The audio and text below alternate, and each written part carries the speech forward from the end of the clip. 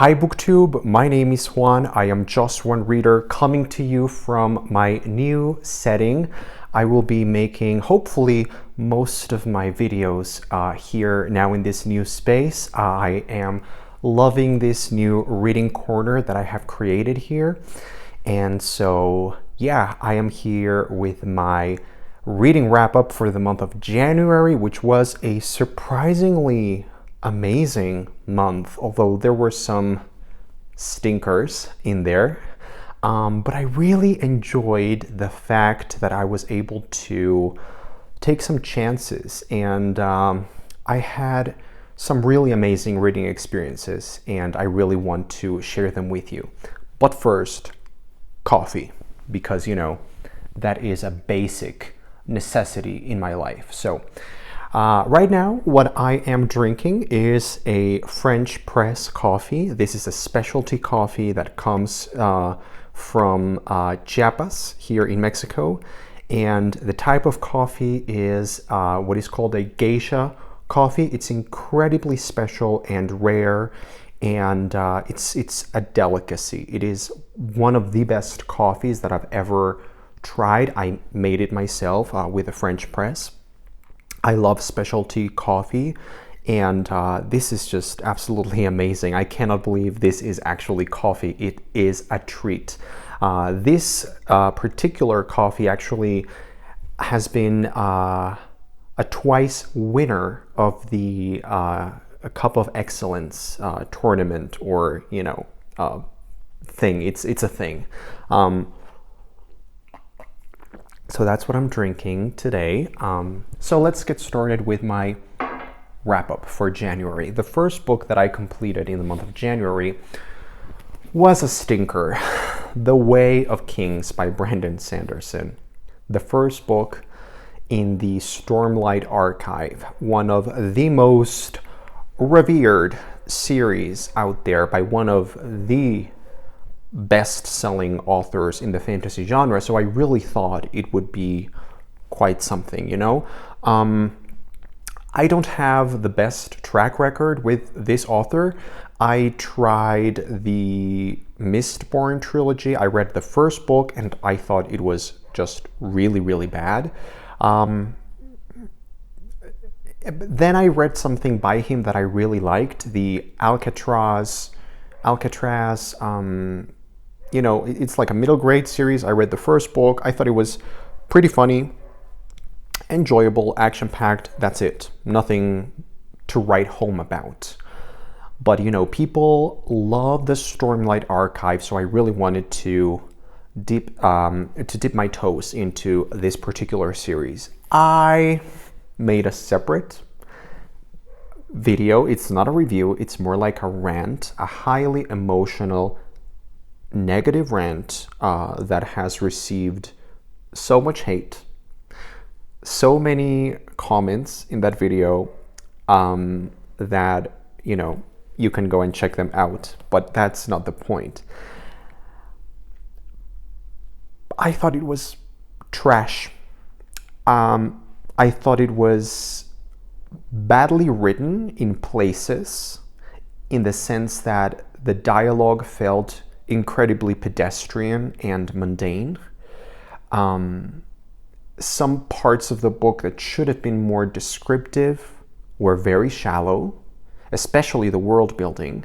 And then there were some really unnecessary things that were incredibly detailed to a T. The result was like a very cheap cup of coffee, like a very, gas station coffee. Not a specialty coffee like this one, which is quite rare and wonderful. You can call me pretentious. People are calling me pretentious, obnoxious, and all of the wonderful words in the English language that you can think of. In that video in which I talk about this, people are calling me like the Antichrist of BookTube in a way, because, how can I not like this? I think this is pretty badly written. I can also understand why people can enjoy this kind of fantasy literature, but I think it's very cheap. It's very trashy, in my opinion. I think it feels more like a video game than good fantasy for what I consider to be good fantasy, you know, like the sense of magic, the sense of awe, the sense of wonder, you know, those tingles that you get with the mysterious quality of a good fantasy. This was not it. This was just tacky and trashy in my opinion, and incredibly bloated and boring sometimes, although there were some good parts in it, some good scenes and some good writing in here. I won't deny that, but overall it was a mess. I don't think this should be very popular at all. And yeah, I actually, my biggest concern or problem with this book was the world building, which is supposed to be Brandon Sanderson's forte. I thought it was trash. Really bad world building. It didn't feel real. It felt like he was just trying to intellectually dazzle the reader. Like, oh, look at all of the things that I have created. I'm like Tolkien reborn. No, it just didn't feel real. It felt world building for the sake of world building, but it didn't feel like it had texture or tone. It was very simplistic, very, it felt just devoid of substance. So it's not for me. You might love this and I won't judge you, even though people call me pretentious. I don't care. So I gave it like a 1 star. And if you really want to have a treat, go and check out my review, because you're going to hate me, probably. If you like this book, you're going to hate me, and that's fine. I've made my peace with that. This coffee is absolutely spectacular. Oh my God. Anyway, so here I have the books in order, but I have 3 books in one series. So I think I'm gonna talk about them as a whole, so let me get them. But okay, so I'm gonna leave those for last. So I read The Man from Primrose Lane. This is by James Renner.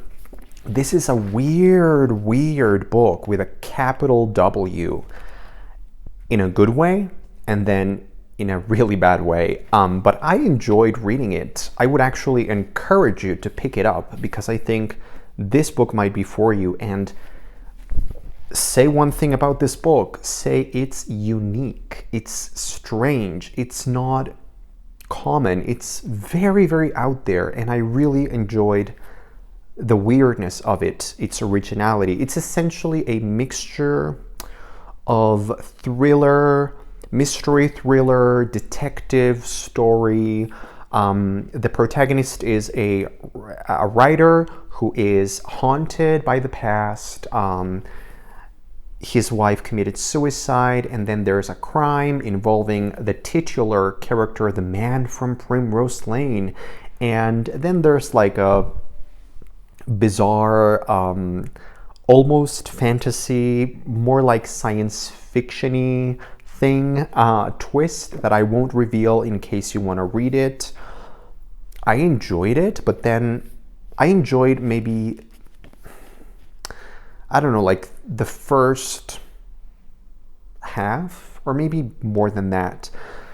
Now, this book has some really interesting writing, both for good and for bad. For example, there's some really wonderful, like crazy descriptions and things that are really, really great that I really liked. But then we have some really awful writing. Like, for example, let me check.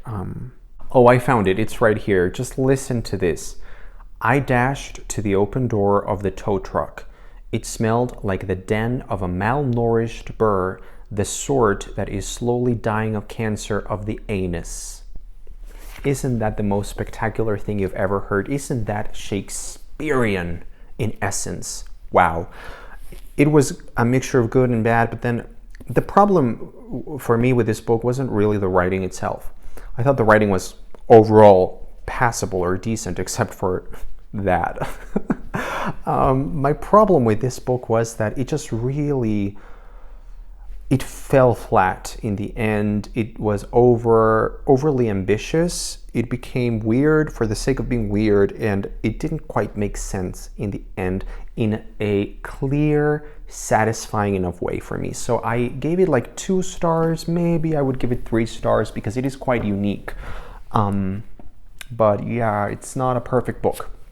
Then I read Hablemos de Opera, Let's Talk About Opera. This is a book in Spanish. It's nonfiction by the author Gerardo Kleinburg. He's a Mexican sort of opera lover and connoisseur, and he is in touch with opera. He knows a lot about opera. He was a director, president of the opera company here, Bellas Artes in Mexico City.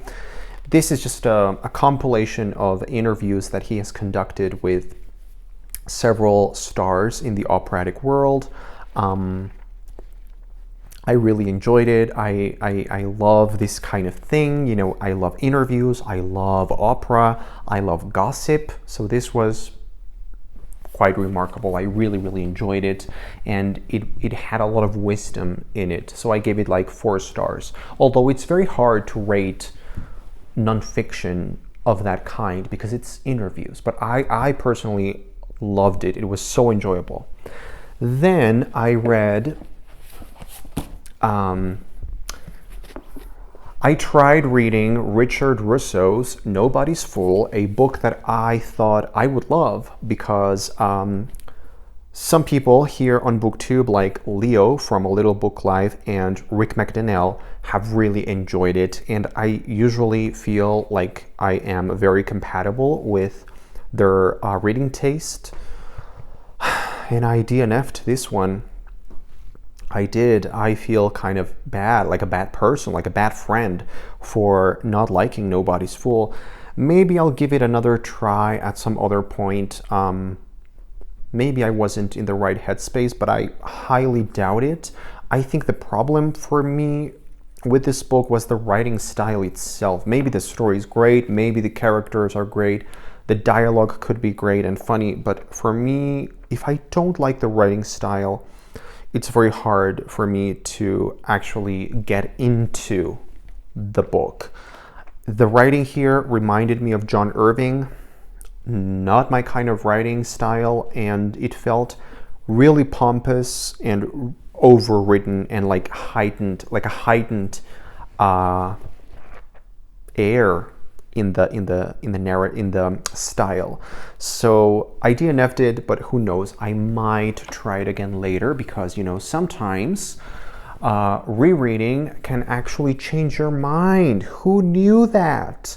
Even if you DNF something or if you heavily dislike something, if you try it a second time under different circumstances, you can actually love something that you had previously hated. That's the case with the First Law trilogy by Joe Abercrombie.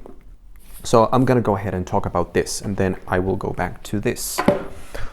So the First Law trilogy was an experience for me. It was my favorite reading experience in January. I loved it.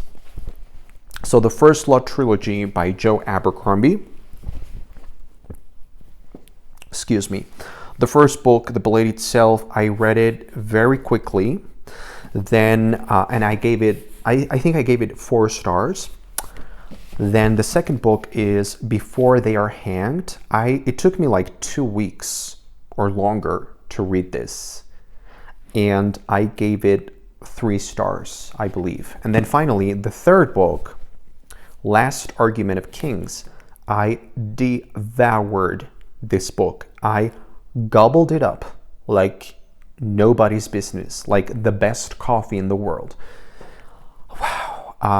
This is my favorite book of the year so far, which is not saying a lot because it's just January we're talking about, but I loved it. I devoured this 600-page long book in under a week, like 5 days or something. It was wonderful. So what is the First Law trilogy about? It is essentially a kind of subversive take on fantasy genre tropes. It has elements of Lord of the Rings, most prominently, I believe. It has some elements of, you know, several different things. There's references to some other things. I'm trying to think. There was a clear reference to something, to The Hobbit.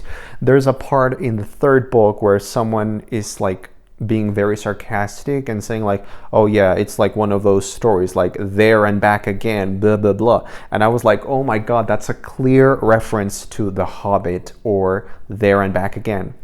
So I love those kinds of sarcastic, witty things. But yeah, it's a subversive take on the fantasy genre overall.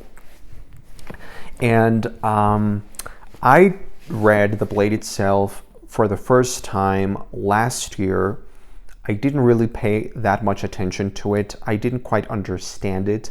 I was very impatient and I didn't like it. I gave it like 1 star. You can actually see this appear in my worst books of the year video because I just didn't like the experience. But I decided, okay, I'm going to try again, and I did, and I paid attention in a different way because this book, this trilogy, requires a specific mentality, I think. It really requires you to be, in this book, I think this is hard to get into, and I think that's why many people don't like this trilogy or this kind of storytelling, because this book really takes its time. It is very loose in terms of the plot. The world building is there and it's distinctive and it's original, but it's hard to pinpoint. It's hard to get a clear sense of what it is and how the world works and looks like and feels like and sounds like and smells like. But you know what this book has, The Blade itself, what this book has in spades is interesting characters and a very unique tone. And that's why I loved the First Law trilogy, because of the tone and the characters. The writing is very good. It gets better and better as it goes on. You can see Joe Abercrombie become a better writer, a better storyteller. The first book, like I said, it's very plotless. It's very hard to really understand what the story is. But once you get into book 2, there's a lot of plot. And book 3 is just a delight. You really cannot wait to get the answers and the resolutions to everything that has been building up in the whole trilogy. So the first book I loved because of the weird tone and the writing and the characters. The second book was the weakest link, in my opinion, because I don't know, there were just some military scenes and battles and stuff that I, as a person, as a reader, I don't love that stuff as much. And there were some things here that I'm not sure how to feel about, but then the third book, wow, it was great.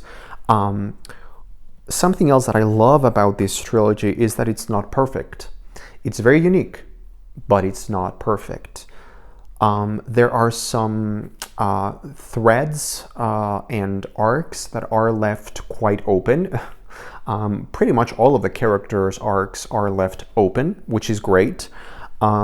It's a kind of fantasy that people call grimdark.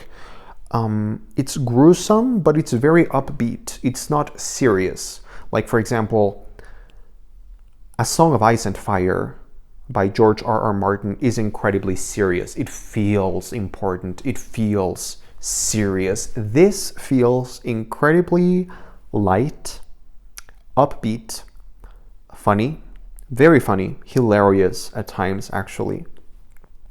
It feels like the writer, Joe Abercrombie, is just laughing and smiling as he's writing. You can really see the author is having fun here, and that is priceless.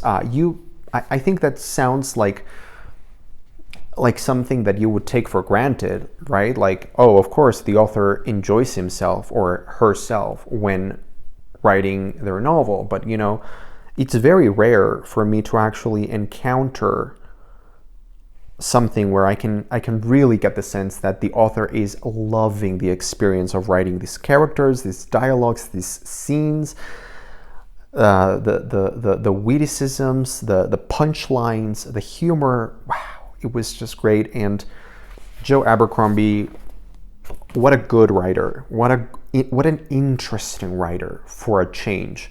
If you want to read good, interesting fantasy, don't bother with Brandon Sanderson and company. This is very, very good and very interesting.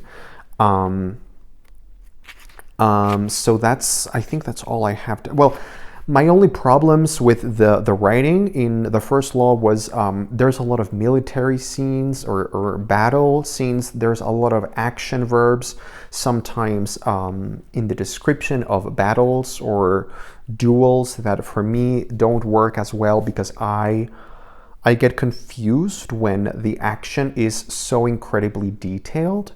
But overall, I thought it was great.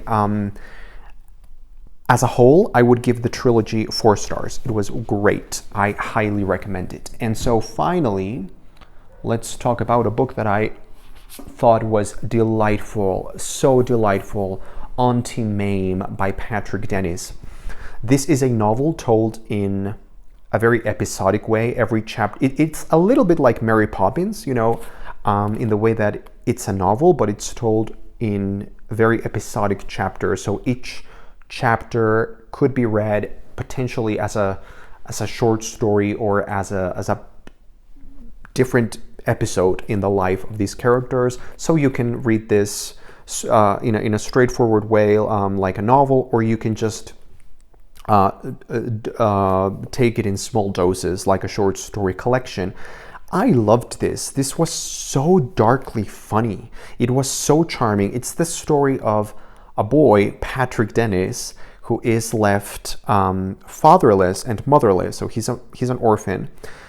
They send him to live in New York with his Auntie Mame, and she is a character. She is a broad, cultured, bohemian, eccentric woman.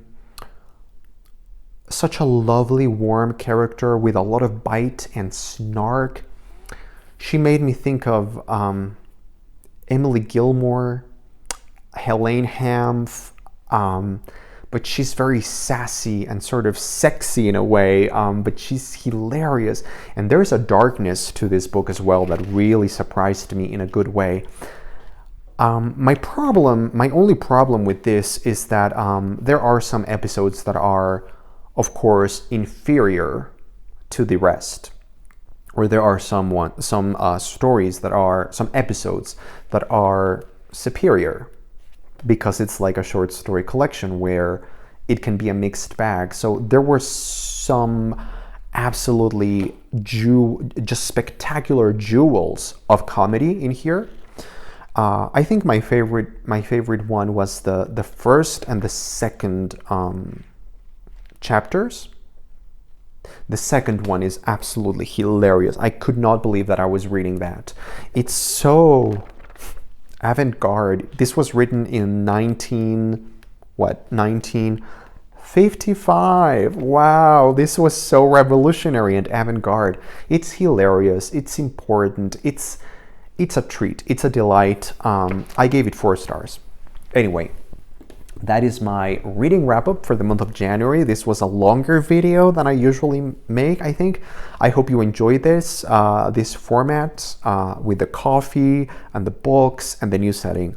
Thanks for watching. I am Just One Reader. I will see you on the next video.